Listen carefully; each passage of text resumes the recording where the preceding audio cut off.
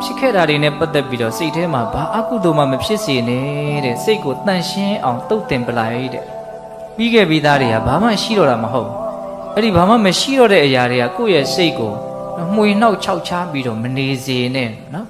ပြီးခဲ့တာတွေကိုပြီးခဲ့ပြီးမရှိတော့ဘူးလို့စိတ်ထဲမှာရှင်းရှင်းလင်းလင်းသဘောပေါက်အောင်လုပ်ပြီးတော့ဒီအတိတ်နဲ့ပတ်သက်ပြီးတော့စိတ်မှာ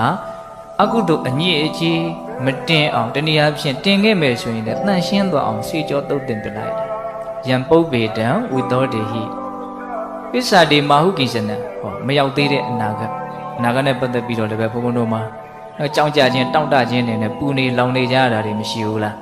ရှိရနော်အဲ့ဒါကိုလည်းဘာလို့အောင်တော့ရှင်းထုတ်ပြလိုက်တဲ့ယံပုပ္ပေတံဝိသောတေဟိပစ္စာတိမာဟုကိစ္စနံ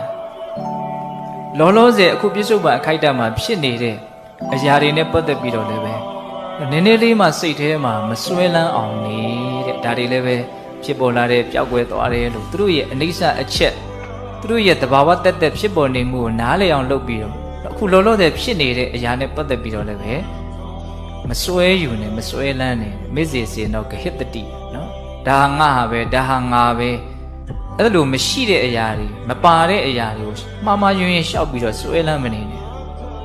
ဟုတ်လားအဲ့ဒါဆိုလို့ရှိရင်ဥပတ္တန်တော်စရိတ္တိတင်ဟာငြိမ်ငြိမ်ချမ်းချမ်းနေသွားရလိမ့်မ